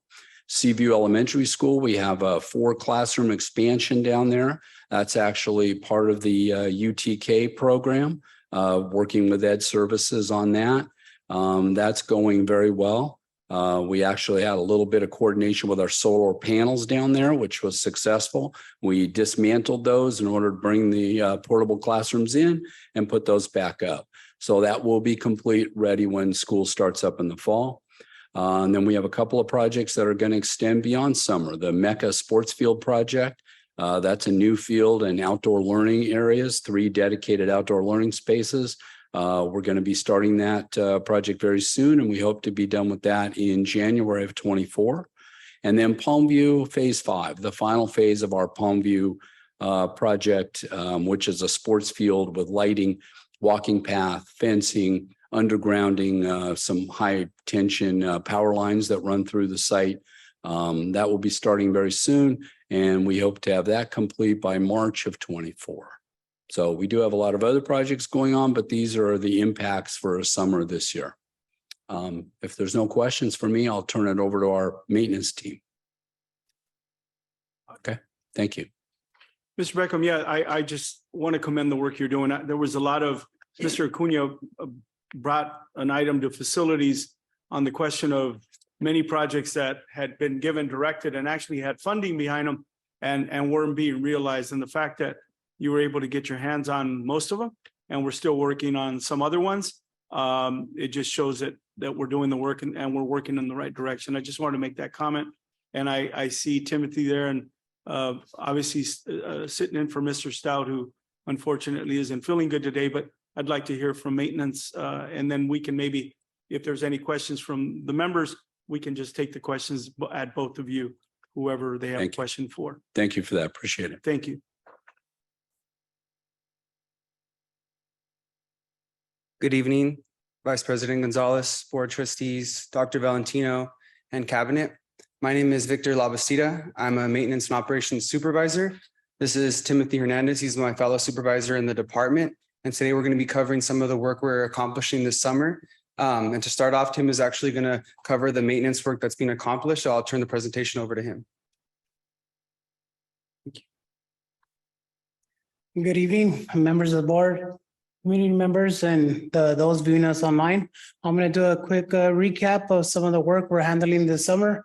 I'll start off with our HVAC. So we had board approved HVAC package units and wall units that'll be getting installed throughout the summer. So these will be getting done on the weekends, early mornings, as we have time, as summer school is in session. So once that clears up, they'll free up space to get in there doing some more of that. Our plumbing department will be doing fixture upgrades and installing of pedestal drinking fountains, and also our touchless bottle filling stations at various sites as well. That's also a board approved project. Our electrical department, we recently replaced some parking lot fixtures, upgraded them with some LED energy efficient lighting. So that'll be ongoing throughout the summer as well, before the heat comes into effect. We'll be doing ceiling projector installations. This is for the Apple TVs to be installed throughout different classrooms, supplying power to that. We'll be making repairs at our gymnasiums to the high bay lighting. Also relocating conduits and pathways at certain schools. John Kelly and Mecca are two of them. Desert Mirage High School will also be doing some exterior upgrading lightings there in our H3 building.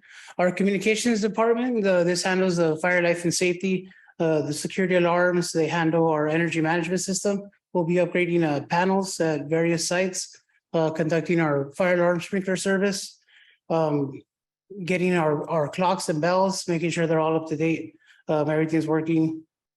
Our scoreboard services at our different schools. We'll be also doing a marquee training for our new marquee at CB High School. We finally got that all programmed and dialed in. So we'll be doing a training with the CVHS admin staff there.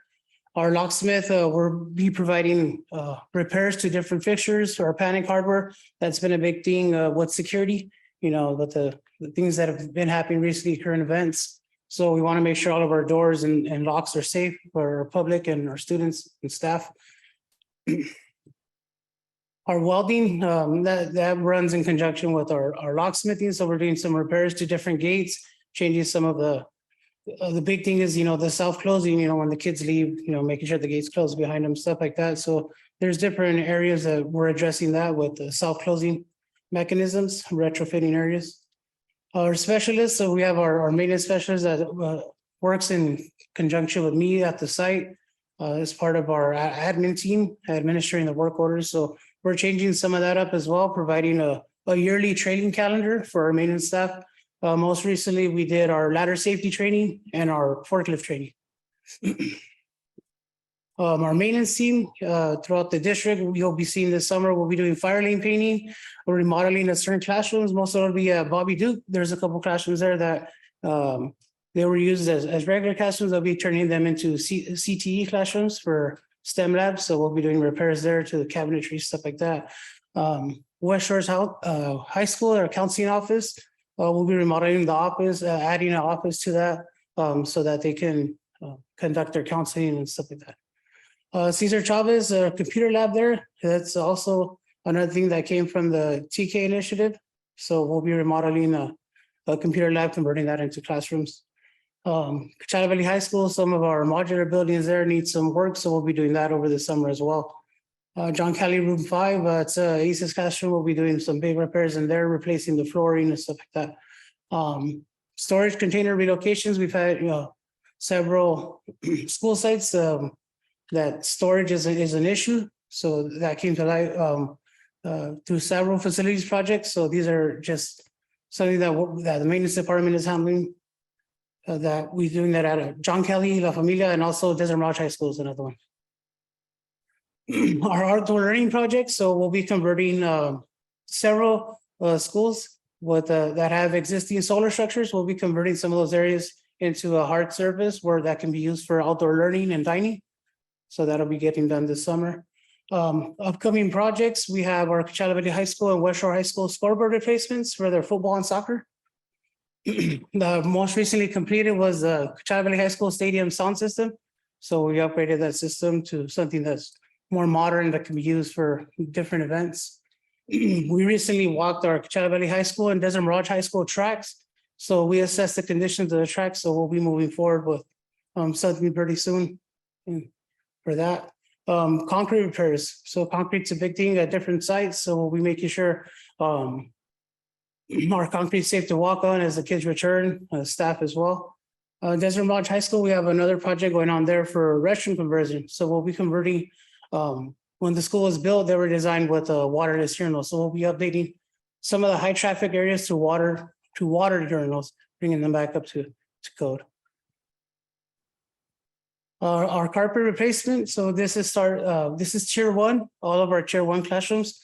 So we've already started some of this, but Victor's going to touch more on that, and then he'll continue on with the grounds and custodial departments.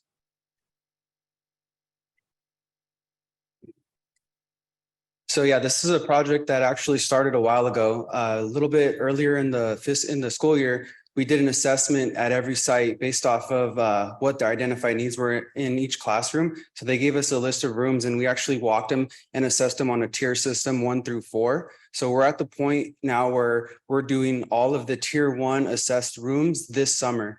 And so as you can see, we've made the most out of the first 2 weeks of summer. We do have a handful of sites already completed with those tier 1 rooms. We have several sites that are in progress and another handful that are scheduled to be conducted throughout the rest of the summer. So we're moving really quickly on this project. Like I said, this is something that we're actually excited to see where it evolves to, because throughout this process, we went and met with all of the site administrators and actually standardized the type of carpet that they wanted in their school. So they picked a selection for their admin building and for their classrooms. And anytime we have a classroom that's in need of a replacement, we have a specific type of carpet that we're placing there instead of just mixing and matching, as you can see at some of the sites. So we're really excited to see where this goes. We're really happy with the progress that we're making with the company that we're working with. And we're excited to report next year with what we're at as well. Our grounds operation. So this thing, the thing this year that we did that was different than most was we started actually implementing turf stress tolerance and regulator that manages the amount of stress that the turf can actually handle throughout the school year. So one of the things that we assessed was our fields get overused on a regular basis. So we have all of these sports activities, PE, all these events that are you know, our turf is a living plant and it's getting stepped on consistently. So we looked for ways to improve the strength of our turf that can endure the school year. And then during the summer, we have the opportunity to implement those measures and give our students and our facility the opportunity to actually have a successful year without seeing a lot of dead spots or yellow areas in our grass. So we're really excited to see where this goes. That's one of the big highlights this year that I'm excited to see what happens with. And as always, you know, we have our routine mowing. The grass grows at an accelerated rate during the summer with the heat, with the sun. So keeping up with that is at the forefront of our efforts, trying to make sure that when the kids return in August, that they return to a nice upkept school and they're proud to return to school and the school that they see. Custodial operations. One of the exciting things we're doing this year is we actually standardize the type of equipment that we use for our summer work. So as you guys know, during the summer, we do our deep cleaning, which is shampooing, extracting the carpets, stripping and waxing our hard surface floors. It's a big overhaul with our designated site staff.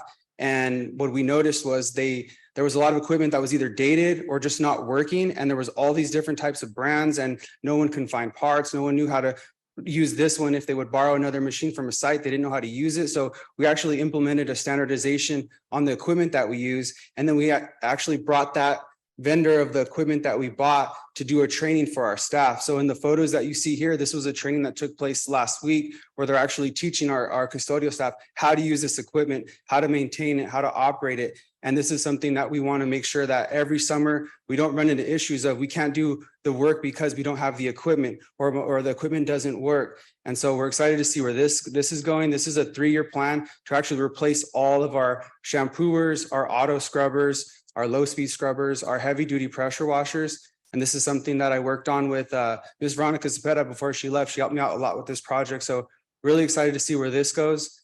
And as well, all the other stuff that's going on during the summer, we have 25 summer custodial staff that are working from the summer workers list. They're helping out the sites with the summer school program. I've worked a lot with Gracie Gutierrez. She's doing a great job connecting me with the site leads who are in charge of summer school, because we have site staff who don't actually do these roles during the school year, but are assisting us with the need that we have. So sitting down with those administrators, helping them understand what the responsibilities are, what the duties, helping them create schedules and working with them to make sure that we give our summer school program the highest chance of success. And that sums up the presentation. If you guys have any questions, the floor is open. Thank you, gentlemen. Questions, comments for the presentation? Yeah, I just, again, kind of like what I was talking about with Nichols with special ed. You know, you guys are moving it. I mean, it ain't perfect yet, you know, or we got issues and stuff, but again, it's that purposefulness that I see you guys really, and again, going back to the point where, you know, I talked to site, you know, people or principals or stuff. And the one thing they said, well, I don't get everything, but when I call them, they call me back. And I've always thought that communication thing we've always talked about is very important because they're feeling at least like they're being heard. They understand there's a line of things that have to be done and they get it. But I think, you know, I do want to thank both of you because your names are the ones that pop up. And again, I know it's a team, but you guys have been at the top of that and people out there recognizing that, you know, they're not happy always, you know, but again, they do respect the fact that you're returning their calls, you're explaining their understanding. And so I just wanted to commend both of you and your teams for at least getting us, again, going in a direction that we're putting things in place that are going to help us not only today, but in the future. So I wanted to thank both of you. And then also, you know, Beckham, the same thing. You know, I'm usually the complainer as Vice President Gonzalez mentions about, you know, we've had all these things in the queue. We've had them for years and then things blow up and then we are scrambling and finally kind of got a handle on those and starting to at least put them in a process and a priority process to start pushing them through, which I think is very important. And so, again, I want to remind you guys that, what you hear from us most of the time is not necessarily criticism, it's frustration from us for the years of seeing all these things. And sometimes I know it might come out as criticism. Sometimes it is criticism, don't get me wrong. But I think that's what you hear a lot is our frustration of things that have been in the queue for a while and we just can't seem to get our hands around them. And I do mention this to my colleagues that this year, regardless of all the things that happened this year, I was always very hopeful because I kept seeing those baby steps of things moving in the right direction, quietly but purposefully going through the things with both of your departments. So I want to thank you guys for that, for continuing that trend. And again, it's a long road, but you guys are at least started paving it a little bit at a time. So I want to thank all three of you for that, your departments. Thank you. Thank you, Mr. Cunha. Gentlemen, thank you for the presentation.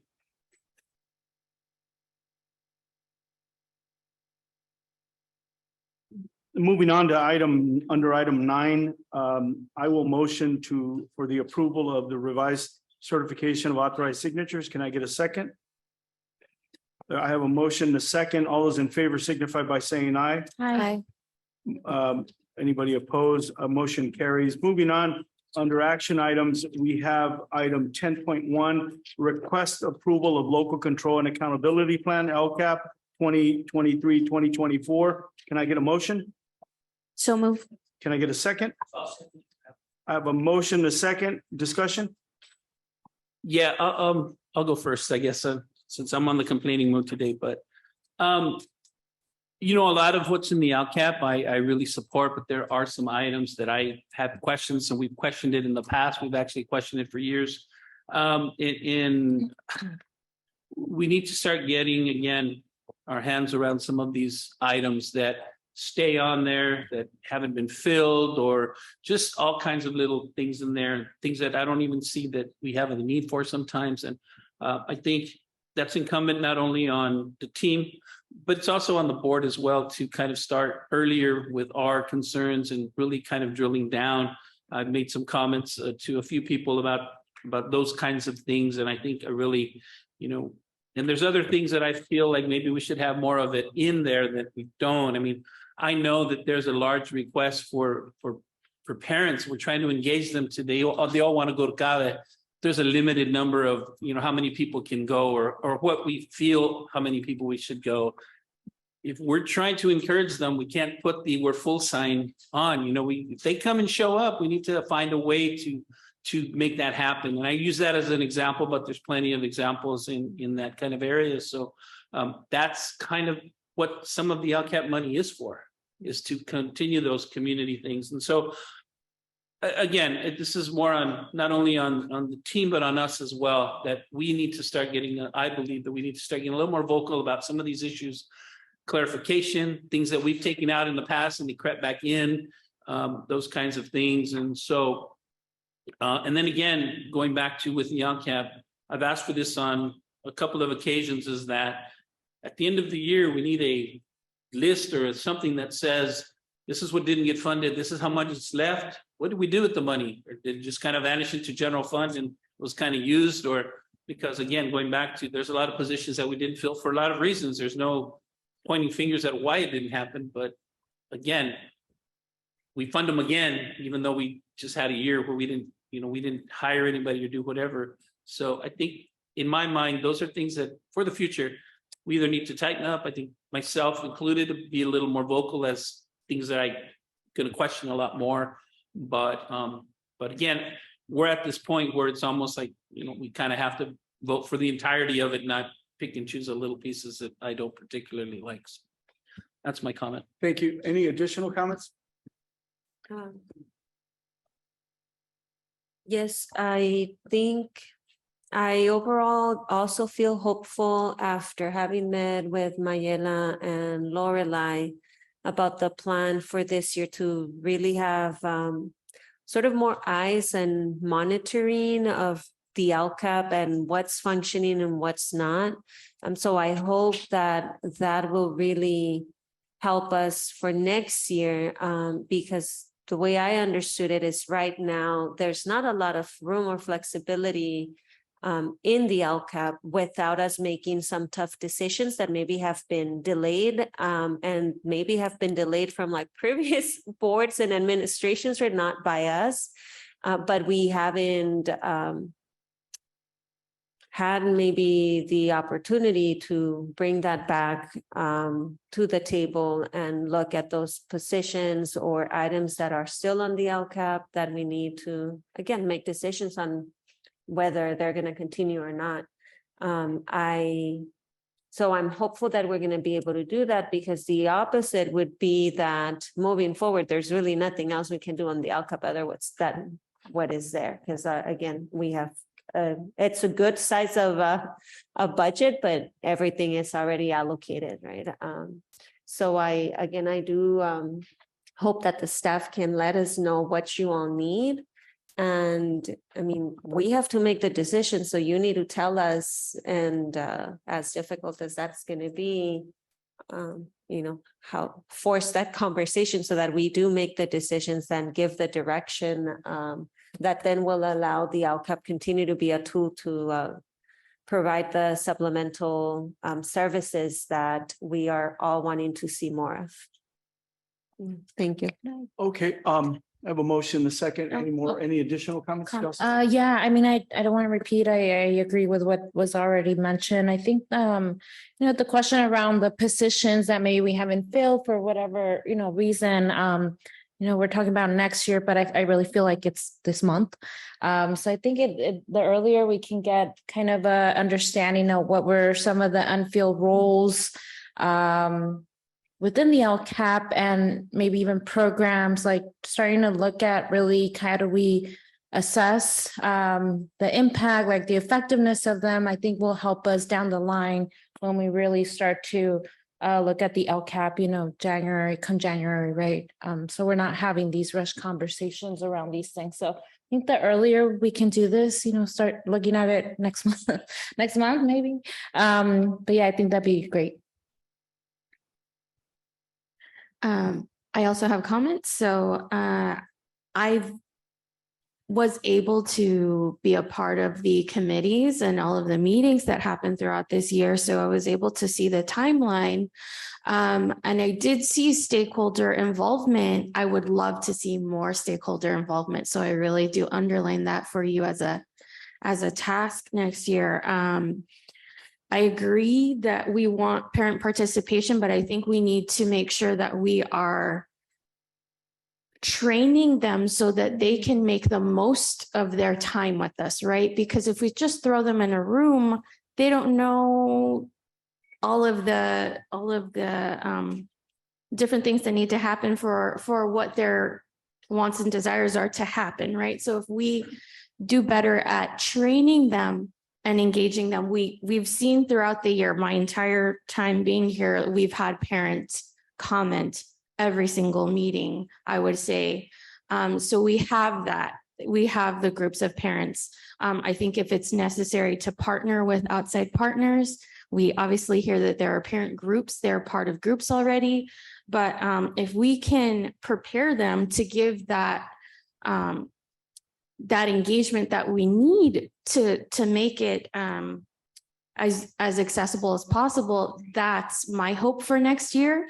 But as far as the committees, I mean, they're definitely open to the public. I hope that next year we work on getting it accessible with all languages. I know we always had Spanish, but we have communities here that also speak other dialects, right? So if we can get that, we talked about having paper flyers versus just online, but we also have parents that aren't necessarily literate. So how are we reaching out to them?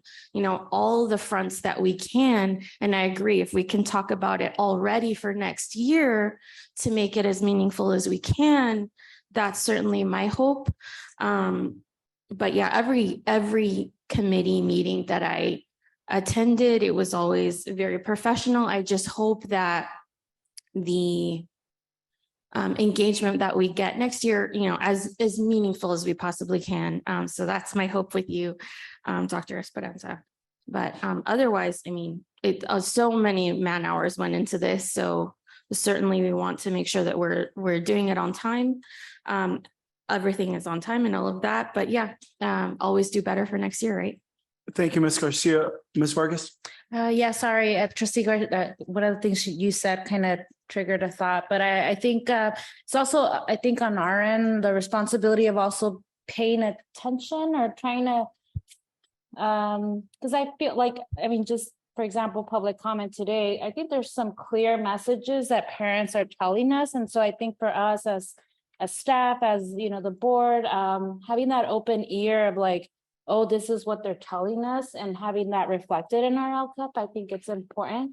Because I think I've also heard that we're not being responsive to what they're telling us. And so I think, I feel like maybe some of those comments are coming from us as well. Like we're not responding because the LCAP doesn't demonstrate that change, that adaptation to what parents or community members are saying. So maybe just being more open to what we're hearing as well. Thank you, Ms. Vargas. Before I call the question, I just want to thank staff for the work they put into this. It's rigorous. It's interesting how you create a document and they say, well, you got to simplify it. And then you simplify it and that's not enough information. And then you make it a lot of information. Now it's way too complicated. It's not, we don't understand it. So it's that constant balance. And I think at the end, when you can push equals and the intent was right, even though it's not perfect, it's a document that we're going to submit on time. And I think it's a living document. And we as a board have an opportunity to continue to give input. The community has an opportunity to continue to provide things of concern to them. And then we have an opportunity to make those adjustments as we go forward with this document. So thank you, staff, for that. I'm going to call for the question. We have a motion and a second. All those in favor signify by saying aye. Aye. Aye. Motion carries. Moving on, we have we're requesting the approval of the early literacy support block, ELSB grant, revised literacy action plan, annual evaluation, and revised budget. So do I have a motion? I have a motion. I'll second the motion. All those in favor signify by saying aye. Aye.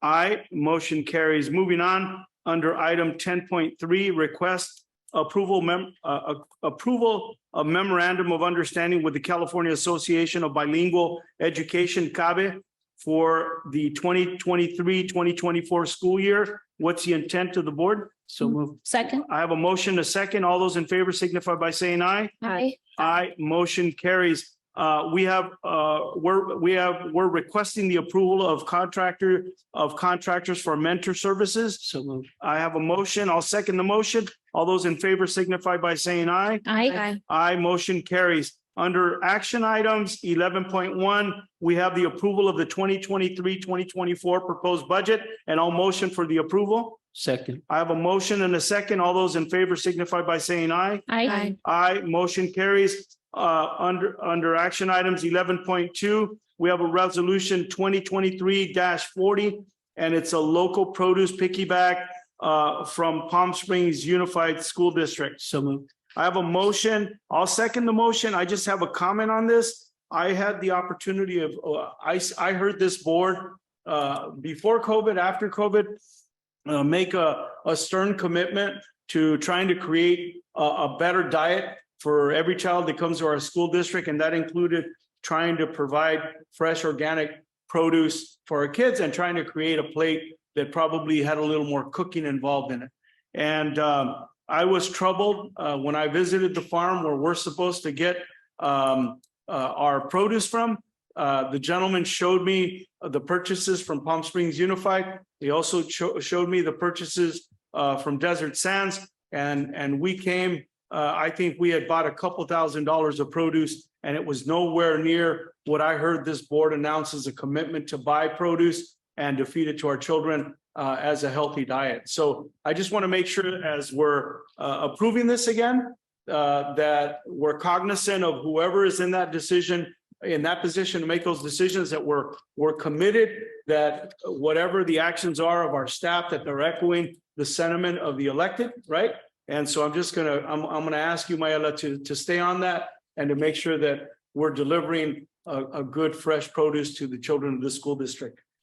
There's a motion, a second. All those in favor signify by saying aye. Aye. Aye, motion carries. Under item 11.3, the authorization to enter into an agreement with PBK Architects for a master plan school fencing assessment and district standard. We have a motion? I'll have a motion and just let the board know we did recommend this for approval at facilities. Thank you, Mr. Acuna. I'll second the motion and I'll call for the question unless anybody has any questions. All those in favor signify by saying aye. Aye. Aye, motion carries. Item 11.4 is the authorization to enter into an agreement with BBK Architects for the West Shores High School expansion project. What are the wishes of the board? So moved. I have And a again, the motion. recommendation of the facilities committee was to recommend approval. Wonderful. Thank you, Mr. Acuna. I'll second the motion. All those in favor signify by saying aye. Aye. Aye, motion carries.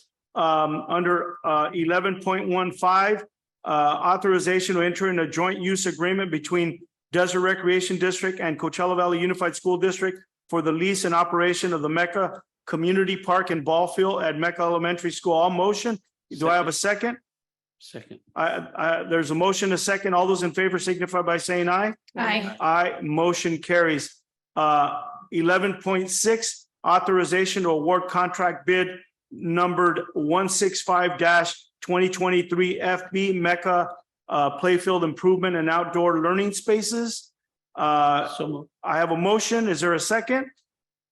I'll second. All those in favor signify by saying aye. Aye. Aye, motion carries. Item 11.17, adopt board resolution number 2023-41 regarding educational protection account EPA spending determination for fiscal year 2023-2024. So move. I have a motion. Is there a second? Second. I have a motion and a second. All those signify by saying aye. Aye. Aye, motion carries. Thank you, Mr. Cunha. Moving on, under action items, human resources, 12.1, the approval of second reading and final reading for K-12 independent study program, board policy 6158. All motion for the approval. Do I have a second? Second. I have a motion and a second. All those in favor signify by saying aye. Aye. Aye, motion carries. Item 12.2 is the initial reopener of proposal from the California School Employees Association, CSEA, Chapter 109 to Coachella Valley Unified School District 23-24 contract negotiation. What are the wishes of the board? So move. I have a motion. Is there a second? Second. I'll second. All those in favor signify by saying aye. Aye. Aye. Aye, motion carries. Item 12.3, approval of MOU regarding CDPH community rapid testing. What are the wishes of the board? So moved. I have a motion. Is there a second?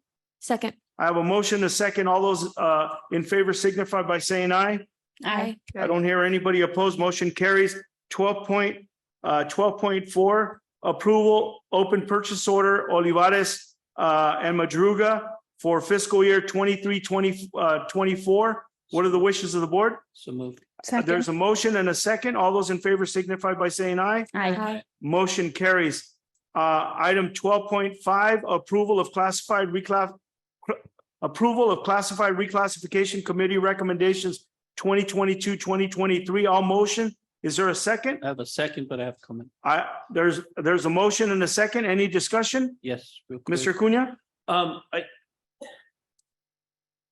I think somewhere down the line, maybe the board and maybe it's just me, have a broader discussion on how this all works, this process, and how the terminology actually meets and how this all works. And again, I did ask instead of spending all our time here trying to go over it, maybe that's something either if other board members are interested, but I would like to have kind of a discussion on that with how this works and what the definitions are and how it's confusing sometimes as we look at it and who did or who didn't or why and why not. And And so I think I'd like to have, and other board members if like to join, have a little broader clarification and discussion on how that whole process works. Any other discussion? Hearing none, all those in favor signify by saying aye. Aye. Aye, motion carries. We moved an item. It's now item 12.6. It used to be 15.24. It was out of the consent calendar, and it's a request for the approval of a purchase order for new office furniture and to accommodate new staff employees from Indoff Inc. What are the wishes of the board? Which you have a question is why we moved it, or? I have no idea. It was given to me at the 11th hour that it needed to go on the action item list. And this was basically for the approval of some furniture. I don't know why it was moved out of the consent calendar. It's furniture, excuse me. It is furniture for the IT department. But why was it moved from the consent? Does it have to go through an action item because of the type of purchase it is? Yes. Okay. I Okay, just want to know why they moved it. Yeah. okay. So moved. Is that a motion? Okay, do I have a second? Second. All those in favor signify by saying aye. Aye. Aye, motion carries. Moving on, we have item 13. It's a consent calendar. All matters listed under the consent calendar are considered by the board to be routine and will be acted on in one motion. There will be no discussion on these items prior to the time the board considers the motion unless board members or staff request, okay, I'm sorry, unless board members pull it. Staff is requesting certain items to be discussed and or removed from the consent calendar, in which the event will be considered separately. The superintendent, assistant superintendent of educational services, assistant superintendent of business and finance, and assistant superintendent of human resource recommend the approval of all the consent calendar items. I'll motion to approve the consent calendar, respecting any member wanting to pull an item from the calendar. I'll second. There's a motion, a second. Anybody wishing to pull anything? I just have a quick comment. Instead of, you guys hear my rants on this all the time, but instead of pulling an item, I would just request Dr. Valentino or maybe Dr. Ellis, the one that last one that we were in there about, if we can set something up, because I wasn't happy with the answer. So, but again, this not the area to do that, but if I can get that from you guys, I'd appreciate it.